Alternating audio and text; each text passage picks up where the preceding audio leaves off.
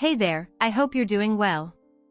My name is Adam and today we're going to look at some more Reddit stories. If you enjoy Reddit stories, consider liking, subscribing, and maybe hitting that notification bell too. Let's get started with today's first story. Much love, everyone. Today's first story comes from I caught my wife cheating waiving divorce and DNA test in public. So here's the deal about me, John T. Miller, my buddies, all call me JT. I ditched the corporate grind 8 years back to start my own business and it's been a success story. Ever since now, Dawn's the breadwinner at a major company climbing the ladder for 24 years since right after we got hitched. She's in their education sector, now keeping up with tech advancements with a ton of training each year at 46. She's stunning, doesn't look a day over 30 and still turns heads. She's 5 feet 8 inches. A mere 118 pounds and you'd never guess. She's a mom of 2. She's up with the sun pounding the pavement for 6 miles with her running crew from our neighborhood. Our daughter, Emily, a 22-year-old FSU grad, teaches first grade down in Naples and has picked up her mom's running habit. She's even got a taste for my home-brewed beer and found a club for it. I join her when I can. Kent.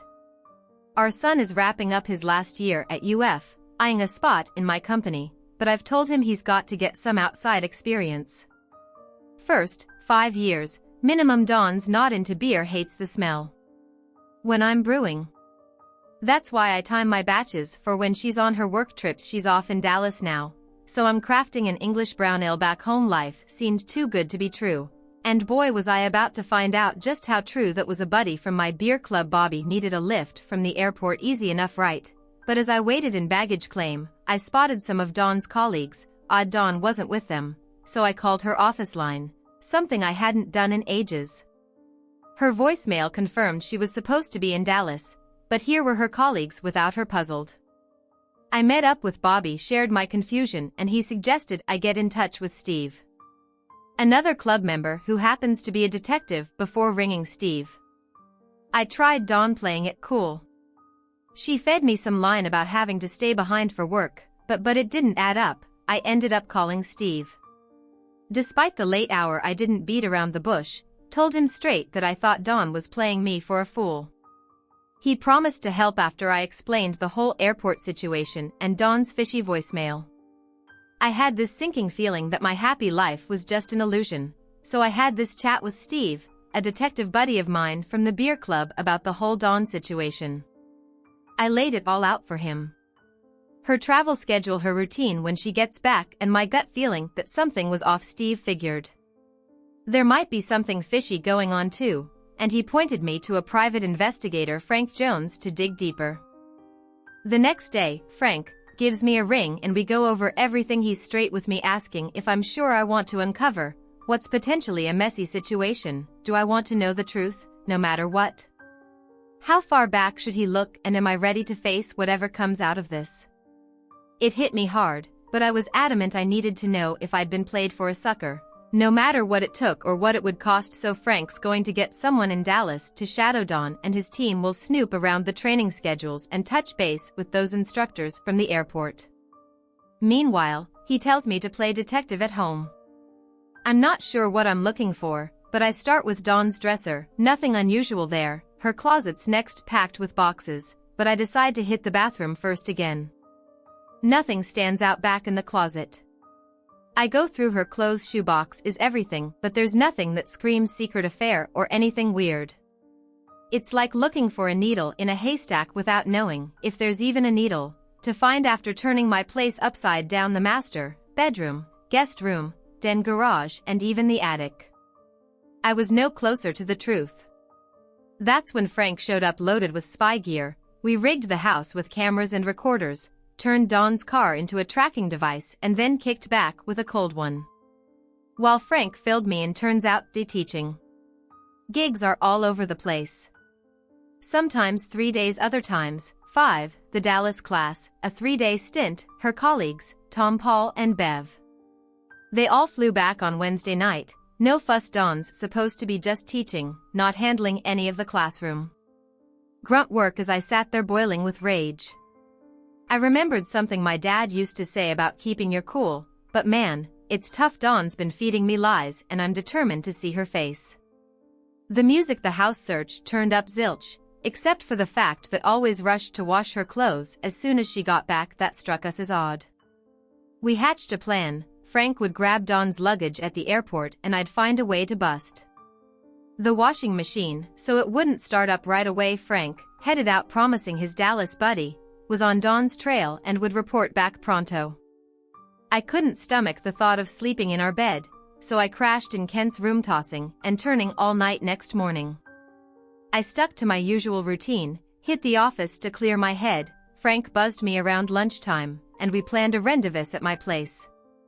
He showed up at 2 arms laden with files. The Dallas detective had come through a full report. Photos included. The plot was thickening and I braced myself for whatever those files would reveal. Frank had this photo right of 6 people having a good time at a dinner table, 3 men, 3 women, all paired up. He wanted to know if I recognized anyone. I squinted hard at that picture and yeah, the only face I knew was Dawn's. He passed me some close-ups and after a good long look I tell him one of the guys looks kind of familiar, but I couldn't place him. Frank's next reveal was something out of a spy movie. They had cameras set up in the hotel watching hallways, catching every move. These photos he had showed the whole group from the dinner leaving the restaurant, cramming into an elevator and all of them getting off at the same floor. The ladies went into one room and the guys into another right next to door.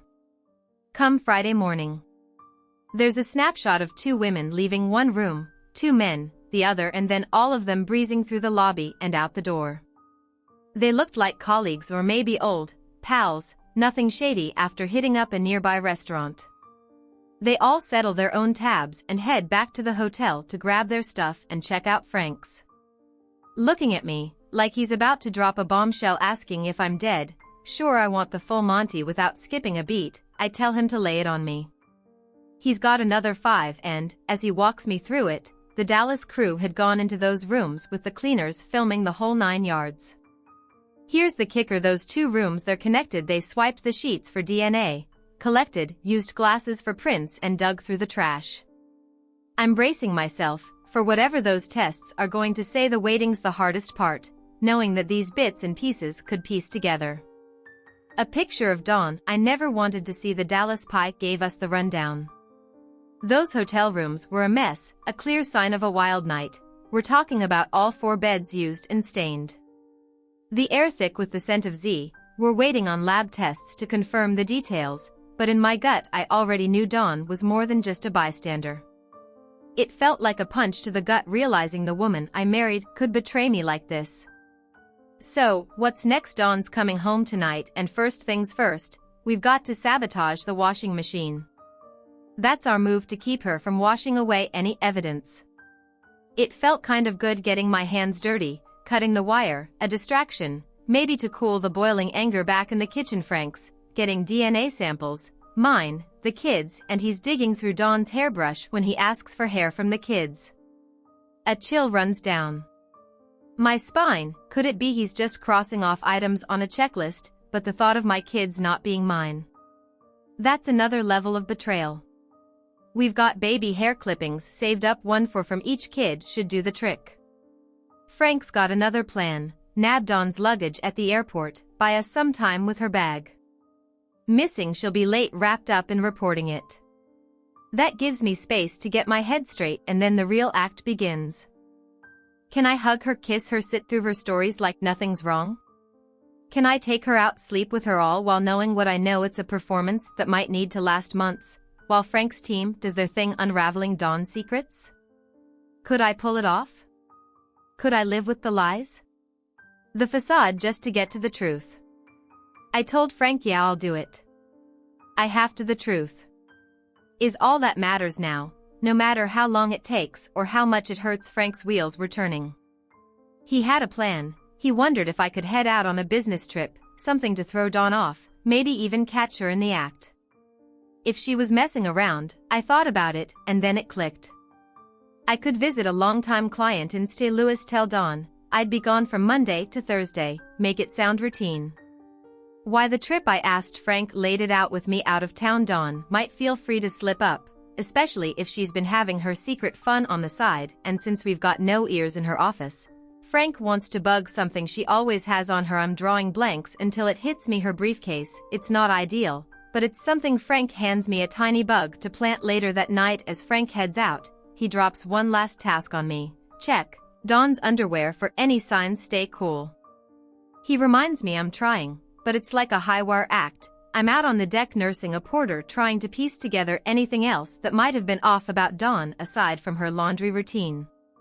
Nothing comes up. Then, just as I'm about to head in, Frank's on the line. They've snagged Dawn's luggage. It's off to the lab. Remember, keep your head, he says, and that's what I'm clinging to as I prep for the evening's performance. Dawn rolled in, clearly worn out from her trip and fuming over the lost luggage, especially over a couple of pairs of new slacks. But she still found the energy for a loving embrace and the usual "I missed you" routine once she went up for her bath. I got the bug secured in her briefcase and tried to relax with some TV, but my mind kept replaying her arrival, trying to pick up on any clues that might give her away. She seemed genuinely glad to be home, which only made my act feel even more strained.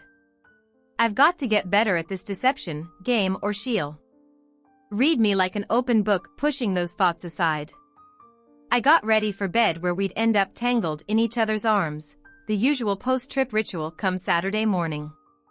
Dawn was out cold, probably because she wasn't stressing over laundry duty thanks to the missing luggage, and there I was sneaking a peek at her panties, like some kind of creep, hunting for any sign of infidelity. Nothing jumped out at me. They looked just like any other day's laundry after my own shower. I started the coffee and grabbed the paper, trying to keep things normal. Dawn floated into the kitchen, all smiles and rested, and I laid on the charm, offering her coffee and breakfast.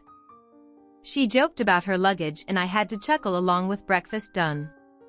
I stepped outside to chip away at my to-do list. A while later, Dawn popped out, heading to the store, and I told her I'd be busy with the beer transfer.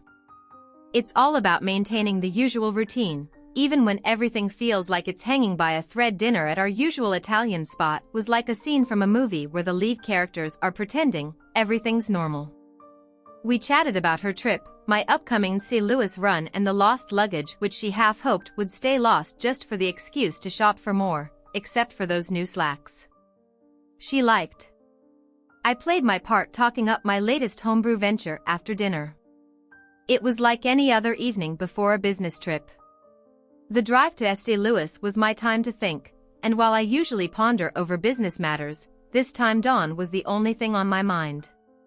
I checked in with Frank from the road, updating him on the weekend and trying to get a read on his thoughts. No news yet, but he promised to keep in touch as the miles and hours slipped by. I needed to hear Frank's unvarnished take. He didn't sugarcoat it. He and Joe in Dallas both figured Dawn was in deep, likely for years.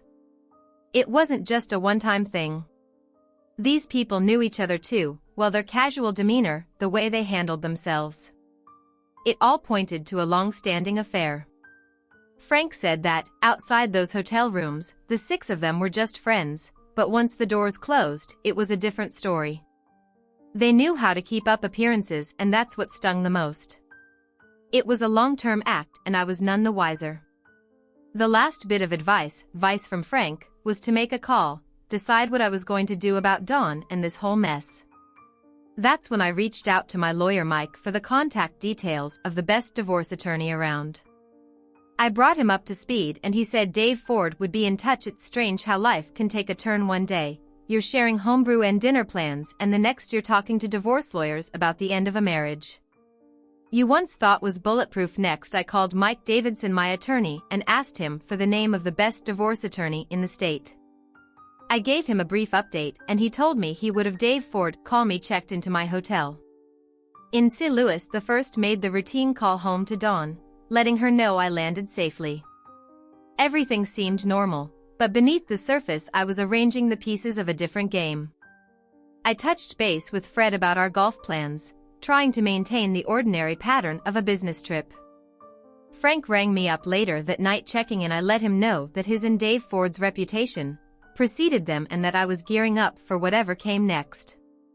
This was no longer a defensive play. I was ready to take the field. The next day was a blur of green fairways with Fred, a temporary escape Frank's. Midday call on Wednesday found me with an open schedule ready to head back home the following morning when Dave Ford, the attorney, and I finally spoke. I briefed him on the situation. He commended the strategy and acknowledged Frank's investigative prowess. The big question from Dave was about my intentions, and I laid it out plainly: if Dawn's cheating, I'm filing for divorce. Yet I needed the full picture from Frank's investigation to measure just how far I wanted to push back against Dawn and her clandestine group. Dave laid out the legal landscape, explaining a no-fault divorce could be swift and less costly in Georgia, especially since our kids were grown. Adultery charges wouldn't really leverage any advantage. It was a lot to process. I needed time to weigh my options on how to approach the divorce to decide whether to strike hard or take the path of least resistance. The conversation with Dave was a stark reminder of the legal and emotional maze I was about to navigate. Update with the unexpected arrival of Frank and Steve. At my hotel room, I knew something major was up. Frank's expression was grave as he prepared to deliver the news, and having Steve there suddenly felt like a necessity, a lifeline. When Frank broke the silence, the words hit like a freight train. The lab results were in, and they confirmed Dawn's active role in that sordid hotel scene. It was damning. Each woman, including Dawn, had been with all three men. My heart sank as Frank explained. They matched the DNA from Dawn's hair to the evidence on the beds. I was reeling, lost in a silence that was deafening. My mind racing as I struggled to wrap my head around the betrayal, but it was the next revelation that cut the deepest. Frank's voice was hesitant as he told me that neither of my kids were biologically mine. That scream that tore from my throat was more than shock. It was 24 years of trust, love, and memories shattering in an instant. As I stood there pacing, raging, I was barely aware of Frank and Steve's presence. My perfect world didn't just collapse. It was obliterated. What was I supposed to do now? Every plan, every next step, seemed pointless against the backdrop of a lie that spanned more than 2 decades, struck by disbelief and battered by the storm of betrayal. I found myself in a whirlwind of emotions. The revelation about Kent and Emily and Dawn's decades-long deceit was more than just bad news. It was a seismic shift in everything I thought I knew about my life. The shock gave way to a cascade of feelings, from the initial disbelief to a cold, hard resolve. Frank was right to deliver this news in person, and Steve's presence was not just for support. It was a necessary anchor to keep me grounded in the quiet aftermath of the storm, as time seemed to pause. We laid out my options with Steve and Frank's guidance. I focused on the path forward, on ensuring that this betrayal came at a high cost for all involved. Sleep was a stranger that night, but their company kept me from sinking, kept me focused on what needed to be done. My decision was crystallizing. I would see to it that each person paid for their role in this deception. My divorce from Dawn would not be a silent retreat. It would be a declaration, a public unveiling of her duplicity. Yes, it would drag my own pain into the light, but it would expose the years of lies that had masqueraded as my life in Georgia. The route of a no-fault divorce seemed a swift way to cut ties, but now it felt too quiet, too gentle for the depth of Dawn's deceit. The straightforward process in Georgia: file, wait a month, and then divide. What once was shared now seemed inadequate. The evidence we were gathering would fuel a different kind of ending, one where the truth wouldn't be buried under the guise of mutual consent, but laid bare for all to see, facing the stark reality of Dawn's infidelity. I was torn between the visceral satisfaction of a drawn-out court battle for adultery and the pragmatic approach of a no-fault divorce. The raw desire to confront Dawn and her accomplices in court clashed with the counsel of Steve, Frank, and Dave, who all advocated for the latter path. It was a strategy that promised efficiency and less financial strain, the promise of saving time and money, along with the opportunity to still expose Dawn's infidelity, gradually tipped the scales back in Atlanta. We regrouped in Frank's conference room, laying out the intel. We had pinpointing what we still needed to uncover and strategizing the most impactful form of retribution. It was there. I learned that Dawn hadn't slipped up during my St. Louis trip, but the past behavior of the Gang of Six was a different story. Their pattern of booking connecting rooms, the various combinations of members attending these getaways, it was a systematic betrayal. My frustration boiled over at the thought of their deception. I demanded Frank dig deeper into their lives. I needed profiles, marital status, children, paternity, employment, residence, a complete dossier on each one. The plan was forming to dismantle the facade of their secret lives as thoroughly as they deconstructed mine. This wasn't just about legal retribution anymore. It was about exposing a charade that had lasted nearly a quarter century. I had this crazy idea to reveal my wife, Dawn's cheating right on our 25th wedding anniversary. Frank, a guy who knew her work schedule, was setting up a spy operation to catch her. It wouldn't stand up in court, but I needed to know the truth.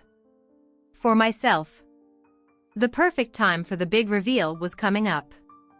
A class Dawn was teaching in Orlando ending right before our anniversary. I told everyone that was when I dropped the bombshell. It was going to be our anniversary, all right, but not the kind you celebrate with cake. This was a game changer for me, no more playing the clueless husband. It was time to show Dawn and her affair buddies what happens when you mess with me. I was ready to turn the tables and make them feel the pain they caused. Update. Frank just gave us the lowdown in Dave's office, and it's like something out of a soap opera. The gang of 6 Dawn and her co-workers have been sneaking around for over 20 years, since they all started at their company. They've got this whole secret life thing down to an art.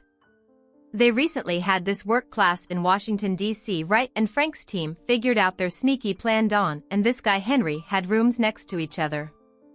They were super slick about it, never giving anyone a reason to suspect anything. They'd spread out all over the hotel, making sure they weren't seen going into each other's rooms all day. They acted like they were just co-workers, but at night they'd sneak off to their secret rooms, and get this. They only did it late at night, then sneaked back to their own rooms before anyone was up, except on specific nights like Saturdays and Thursdays. Their act was pretty convincing during the day. They'd talk about regular stuff like where they were staying, what they were eating, what their kids were up to, and their spouses. No one would ever guess these were the same people. People hooking up in secret at night. They've been playing this game for 24 years, hiding everything right under everyone's noses. Frank's team, operating with their usual efficiency, collaborated with the hotel's cleaning service to collect the necessary evidence. The aftermath of the encounters in those connecting rooms provided a wealth of DNA evidence, the bed sheets saturated with the DNA of the gang of 6 and the personal belongings left behind, painted an undeniable picture. George and Chuck's unwitting paternity of Emily and Kent was confirmed. Their genetic markers unmistakably present in the collected evidence. The reality of their actions, once hidden in secrecy, was now laid bare in the most indisputable manner. George C. Thomas, residing in Richmond, Virginia with his wife and 2 adult children, was about to have his life turned upside down by the revelation of his additional daughter. Similarly, Chuck in Columbia, South Carolina, enjoying a steadfast marriage with his high school sweetheart, was on the verge of being shocked by the discovery of his extra son Henry with his twins in Little Rock, Arkansas. Joyce, approaching her silver anniversary in Miami, Florida, and Catherine's family in Knoxville, Tennessee, all of their seemingly content lives, were reflecting the hollow perfection of my own. Before the truth came to light, the gang of 6 had everyone fooled for over 23 years, pretending they were happily married, but their little act was about to crash and burn. Seeing my own life fall apart was just a sneak peek of the mess that was about to hit them. Things were getting more complicated by the minute. Now we were questioning who really fathered Joyce's and Catherine's kids. Chances were high that the dads were part of their secret club. Frank was racing against the clock to dig up the truth, and he needed answers before next Wednesday in Dave's office. The air was thick with bombshells. Turns out, Dawn's business trip to Orlando was just a prelude to our anniversary, and boy, she didn't care one bit about the 25 years we had been married. My initial shock was swiftly followed by a cold, hard focus on the reality of our relationships. Henry, it turned out, was the father of Joyce's daughter and Catherine's son. While George and Chuck had fathered Catherine's daughters, Joyce remained the only one to have a child by her husband, a single thread of fidelity in an otherwise tangled narrative of infidelity. After taking in everything, I started to feel this cold determination. Pretending to be the loving husband while planning Dawn's downfall was like playing a dark game. I'd gone through all the sad and angry stuff, and now I was all about being strategic. Just a little longer and I could drop the bombshell. It was kind of twisted. Acting like everything was fine, mirroring Dawn's own deception. She had kept up her act for 24 years, so I figured I could keep mine going for a few months. I was never the type to play this kind of game, but now it felt like payback time. Frank's crew was getting ready to do the same spying. They did in Washington, but in San Diego this time. However, I was really focused on what would go down in Orlando. That's where I'd show everyone what Dawn and her gang of 6 had been up to. Her staying there instead of coming home for our anniversary just showed how little she cared. The plan for Orlando was bold-eyed: surprise everyone by showing up as the instructor on Wednesday and let the truth out in front of everyone. Dave and his team were getting all the legal stuff ready for the big day. As it got closer, Dave, Frank, Steve, and I went over everything. We made sure we had every angle covered. Frank's team would be there keeping an eye on the gang of 6 for any last-minute info. I was gearing up for the showdown. This wasn't just about exposing Dawn and her friends. It was about making a big statement. I was about to step up and change everything, and they had no clue what was coming. Update: on Saturday after Dawn left, I called up the spouses of her gang of 6. I spun them a story about throwing a surprise for our 25th anniversary and asked them to join in Orlando. I arranged tickets for them, saying it was all on me. I then told Kent and Emily to come to Orlando, too, saying we were going to surprise their mom on Tuesday night. I sat them down and told them everything about Dawn, the affair, and that I wasn't their real dad. We all cried a lot and hugged. They had a bunch of questions and I didn't hold back on the truth. I made them promise not to tell Dawn what was coming. I looked them in the eye and said I wanted them there when I confronted Dawn, but I didn't want to force them. I warned them. It might be rough because the news was going to hit the papers back home and I'd be saying some pretty harsh stuff to Dawn and her friends. I told them. It wouldn't change anything between us. I love them. No matter what, and in my heart they were my kids. Kent, with tears in his eyes, asked if I could ever forgive Dawn. Emily wanted to know why we couldn't just try to fix things with a counselor. It was tough to stay calm, but I took a deep breath and asked them to imagine. They were in my shoes, that the person they loved most had been lying to them for their whole life. It was to help them see why I couldn't just forgive and forget. In the end, I told them it was their choice to be there or not. I love them now and forever. I asked Kent and Emily to imagine they had a perfect life with their family. Like a movie where everything was just right. You've got a great job, awesome kids, and you're doing all the family stuff like soccer practice and family vacations every day. You're grateful for this life, thinking it couldn't get any better. Then I made them picture a different kind of movie in this one. Their spouse is in a hotel room, not with them, but with other people, and they're not just hanging out, they're picking cards, and when their spouse gets the ace of spades, they're super happy, but not for a reason you'd want. So I asked, do you think your wife really loves you and Emily? I asked her to think about how she'd feel if her husband was one of the men in that room. They were upset, tears in their eyes, really feeling it. I let them sit with that for a minute before going on, then I hit them with the hardest part. This wasn't just a one-time thing in the movie, it's been going on for 24 years, 4 times a year. I even have videos to prove it right on my laptop. I told them right now, not even a mile from here they're filming another one of those movies. I asked how they would feel if they found out they weren't the real dad to their kids, or if Emily's husband had kids with someone else. It's a tough thing to hear, and I could see it in their faces. Then I finished up by saying the person you thought loved you is skipping out on family time just to be with these people for extra days of well. You know, it was a lot for them to take in, and I wanted to make sure really understood why there was no going back to how things were. Why counseling wasn't an option for me. It wasn't just about the cheating. It was about a whole secret life.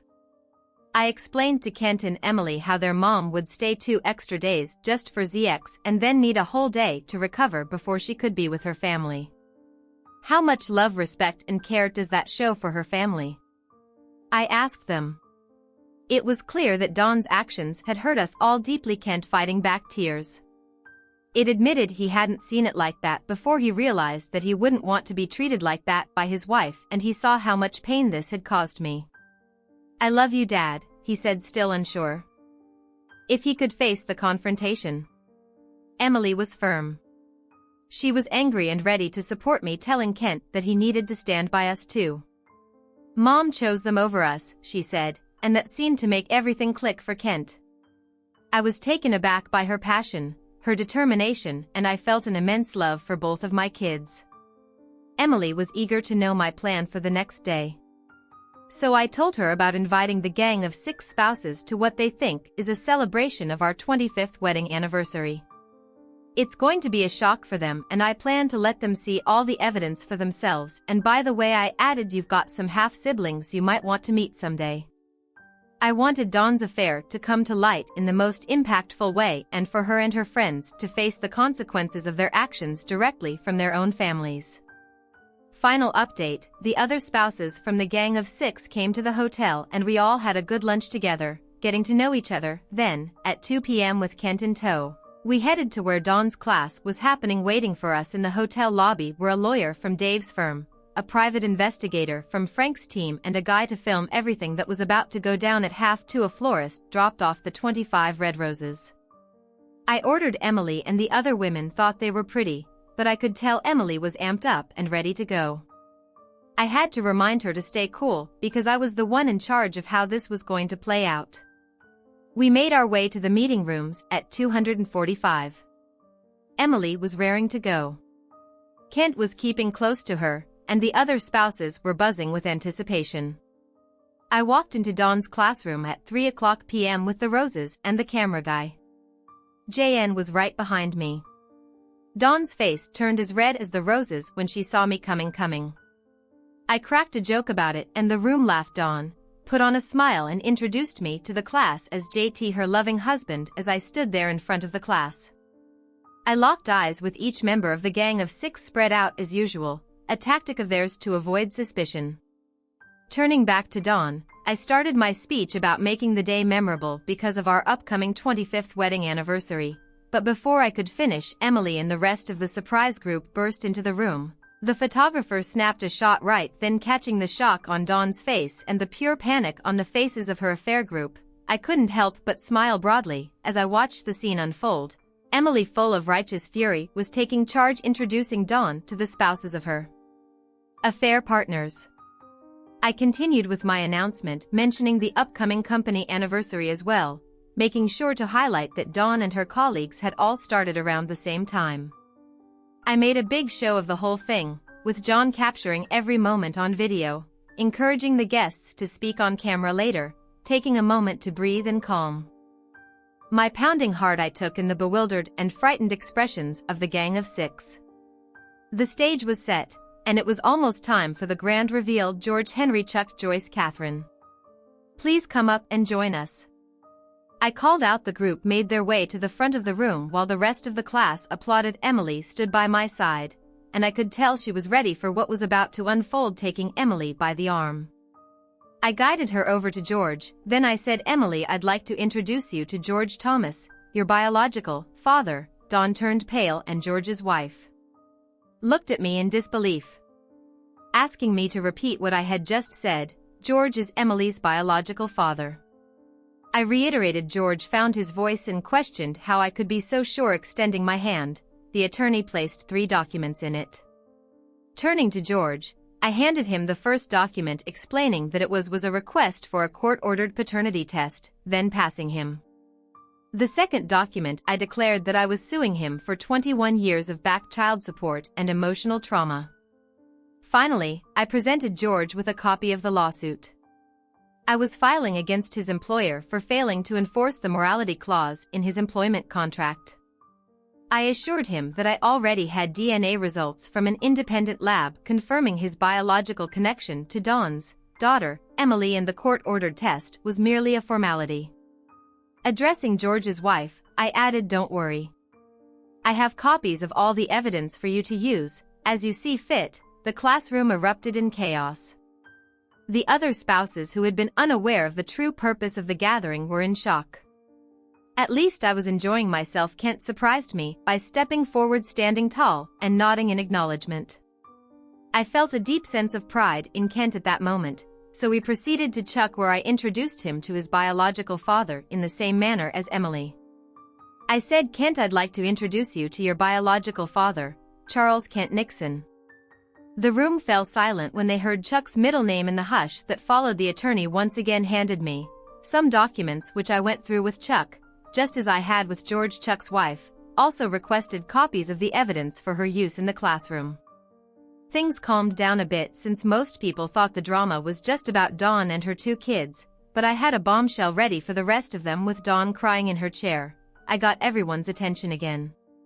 "This is not what you expected when I walked in," I said, "but hang on, because we're just getting started." The room fell silent. I laid it all out.